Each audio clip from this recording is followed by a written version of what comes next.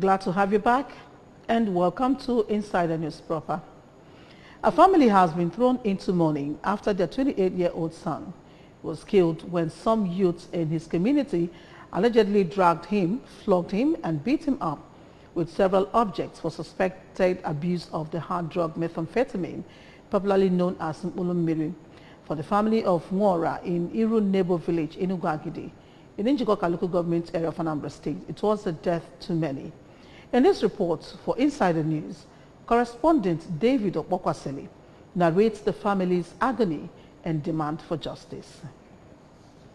The Nwora family now sees November 11 as a day to remember with heavy hearts, sorrow and agony after their son Anayo, aged 28, a flutist, a husband of one wife and 4 children, was killed. The scene at the family house of the deceased was that of resignation to fate, as the 4 children of the deceased, aged between 6 and some months above a year, wandered around. Anayo's mother, Mrs. Blessing Nwora, begins the narration of how that fateful Thursday morning of November 11, 2021 turned into a day of mourning. Otu ihe menu si wee mekwa bụ na mụ bụ nwa m si be m wee pụla ụtụtụ wee pụba jere ọlụ ahụ ọ nọ na-eburu ha cement push people, many people for ya mụ nwa pulie. Another thing wụ na m beluzie my pikin ka etili ihe si all the way from Achala village dị na Enugu. Onwe village dị na Enugu agịda a na-akpọ Achala. Okay. Esi ebe anwa tilie ive utie elili ekechelie n'aka mgbe m ji wee gbapụtazia gbakwudozie nwa m etichegwu iwe meluche anya arụ ya niile ebuwe na-agba ọbara ha ka na-etikwu nya ihe wee na-aga n'okporo ụzọ ahụ na-ajụ ha gbapụta jụọ ha gịnị ka nwa m mere, gịnị ka o mere. Ha sị madam ma ekwukwe n'okwu ma etikwe n'ọnụ ebe ahụ. Nwa n'onu m tọnụ si otu n'anya sị mọmi na onwekwu ihe ha mere na nye mekwa anything. M wee sozieli ha wee sogide ha wee luo na ebe ijele nwere ile na ama anyị a na-akpọ ebe ijele na mgbago. Anyị luo ebe ahụ ha sị ya lie down etiekwe tie ibe ọtọ n'ụghali otu n'unwe the other one ji mma ama anya na amụ magharị anya ọzọ ọ na-eti na-akpọ. So na-ajụwa gịnị ka nwa mekwen Ebuka asị m so na ọmụnwa nyelie mụ na mma enweta n'aka ya nweta obele knife n'aka ya na ihe eji ese mkpụrụ mmiri enweta n'aka ya sị m so na ọmụnwa nyelie ego ji ego mkpụrụ mmiri ọ na-akpụ ka ọmụnwa gonyelie dị mkpụrụ mmiri ọ na-akpụ sị ya na nwere nke ngonyelie mana disi obele mma wụ mma iji eli nne n'ụlọ dị ihe ahụ. Mana the other big knife nke o ji eje egbulu ha nni ewu o nwere ebe ha sị na ha ọ sị na mmadụ sịrị anya na-enetelie the compound anya ọ na-egbulu ha nni ewu ebe ahụ ka nnekwu mma anwa ji wee baa anya aka sinsi ahụ dị ma nyelie dị mma ka o ji eyuzie weli eje mbute nni ewu. So nsị ya na n'otu nsi wee ma na the 2 knife o ji n'aka na onwere nke mmali ihe ọzọ dịkwa n'ime ya. Ha sị m dị afọ Enugu agịdị na ọka ha afụkwa na otu ha si wee na-ama treat onye nke a kịta ka ha na-ene anya na-afụ ihe a na-eme onye na otu a nke ọ ga-agakwa onye ọzọ enwetara na a ga-eme karịa nke emere otu onye uche ya nwa si ya ngwa ọmala ezi kọnetili ezibere nyasie ka ọ gbalịnara dịbọ ya egbenyi nwụrụ ọ na-egbenyizi na-adajisi ike gbenyechiri aka ya na-aba ọkwụdo n'isi nye ka ọ dị wee gbadalịwa na-agbadata mụnwa jidie anyị na-abụ soro wee gbalịwa wee jeliwe ugboro na-ese isi ka anyị daa n'ụzọ ukwu nteche ya ka anyị megidezi wee batazie ebe n'ime na anyị batazila ebe nụ ọ darazia ịdala ọnwụ tilibezie akpịa wee nwụrụ. Otu ahụ ka o si wee eme. Obi adọrọ mma chacha ọlụ ka ndị ya ụtụtụ ule nwa nsi ebe pụ ebe 9 o'clock ya na ya debata ndị otu ha mụ ikolobịa ọsị nke ya jee gote iwe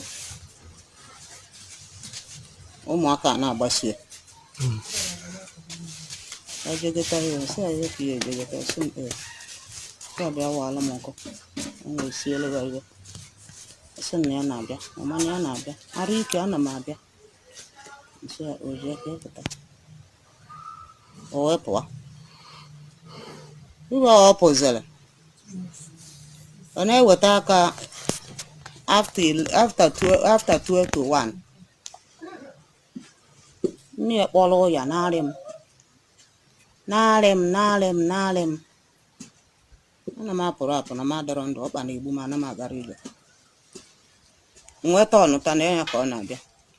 na-asị m na igbu a na-ayọ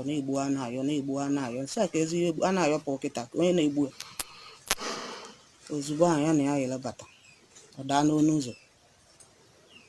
tie mkpu n'ọnụ ike sị a kedu ihe na-eme gị obinite ọzọ gata na-erute n'ọnụ ụda ọzọ nsị a na m anwụrụ ya ndị kugburu nwa m asị na ndị yut Enugu Agidi kugburu a na-apụ be nkịta ọsị si ihe ọ na-eti na mkpu mma anwụrụkwa m mma anwụrụ m arụ ike agwụ m nsị a kedu ihe nwa m ekwu eziokwu kedu ihe na-eme gị okwu eziokwu nwa obere oge o wee daba akpịrị abụrụ nchi m nwa m wee daba akpịrị ọ na-ada akpịrị ọ gbakwa ọtọ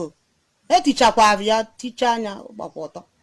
When asked if it was true that Anayo was abusing methamphetamine or mkpụrụ, the family could not vouch, but said Anayo was a hard-working young man who played flute at occasions at his spare time and engaged in different forms of menial jobs to fend for his young family. One of his cousins, Chris Okafo, popularly called Peacemaker, however, pointed accusing fingers on some of the youths in the community, claiming they had threatened Anayo a few days to the incident for dressing shabbily in what was his work clothes as a laborer. The same people, they said, were also around the day Anayo was beaten to death.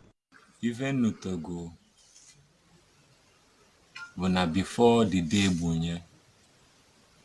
now was Tuesday nye vote Wednesday, was Tuesday nye before Mbosi bunye, now na gave shop bu ebuka na ndị otie wa tụọ ya wa show to antu aka by that is ha show it so nwe ụmụ nwanne n'ebe ahụ asị ke when you me onye ju asho etiebe asị na oyiri akwa ana agave na akwa ya dudeti ọ na-asị akwa mmadụ dudeti ọgbasali. So one of the task force chairman n'ebe ahụ asị ba ọ na-etikwa n'iwe na nwere iwe me unu na onye na-agala onwe na onye nwa ashokwali oyipu akwa ya na-agala onwe nwere ya asị ya because nwere law, there is no legal backing to that mmadụ isi wa aga ije etu ma onye nweghị ezigbo akwa ma oyi deti akwa ọ bụrụ na abasho ka oyili n'ezigbo akwa at least we go onye nne akwa. Mbọsị November 11 being Thursday 2021 mbọsị Ebuka Anụta anko bụ nwanne nwoke according to ihe nwa na-ekwu na nwanne nwoke bụ onye mkpụrụ mmiri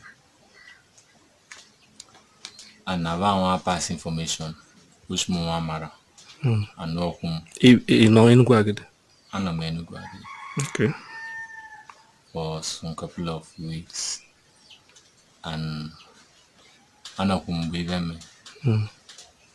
So the days the months go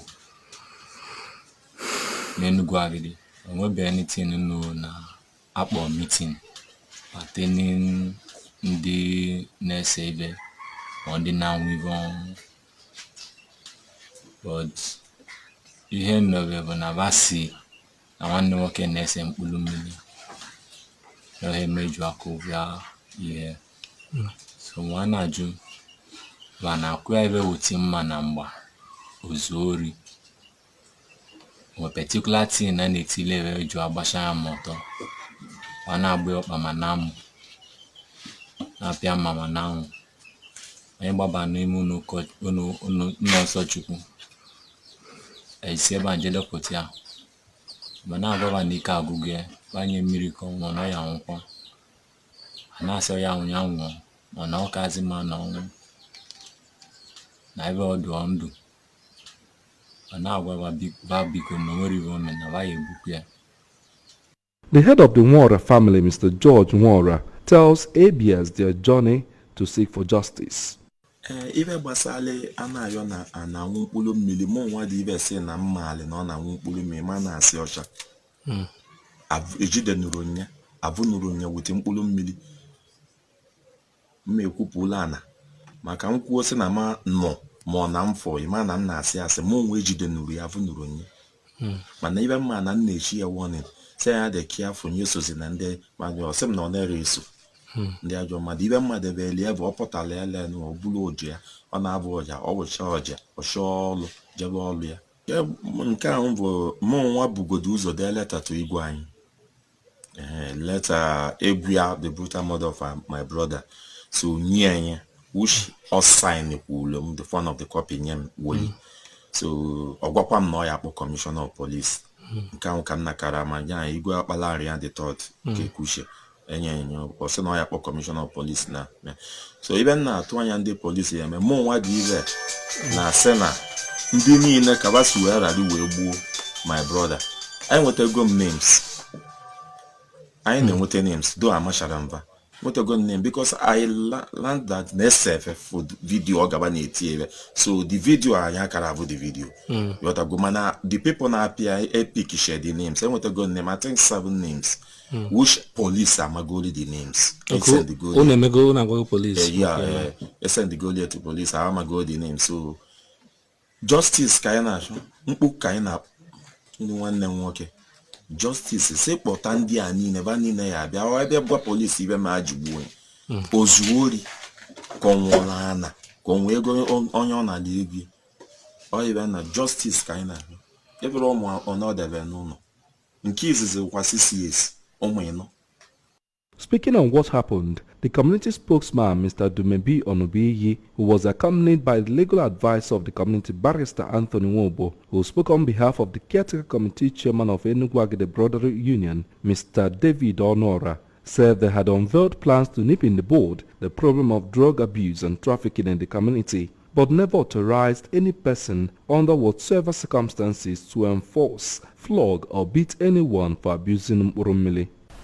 The executive had a meeting and we had a consensus of the general indigenes and non-indigenes residing in Enugu-Agide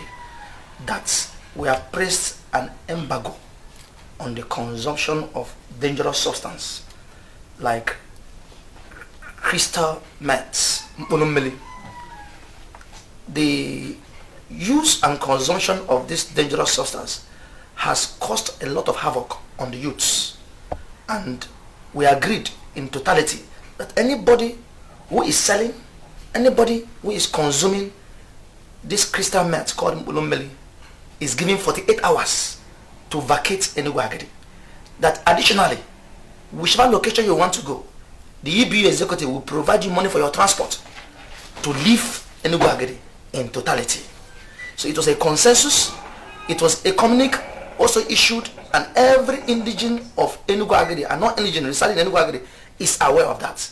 We have placed zero tolerance on the consumption of this hard substance. The advice is that the youths should deviate from taking such substances. We have also placed a measure like having a seminar to inculcate and also discipline and make the youth understand that the use of such substance is not beneficial and is harmful to them. The current executive has fixed a seminar to communicate the youths.